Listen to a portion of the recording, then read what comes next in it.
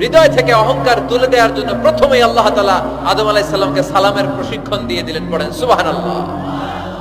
সাইয়েদনা আদমকে তৈরির পরে আল্লাহ বললেন, আদম সাল্লিম আলা উলাইকান নাফার, ও আদম সিজদা দেওয়ার দরকার নাই, জিকির করার দরকার নাই, অন্য কিছু করার দরকার নাই।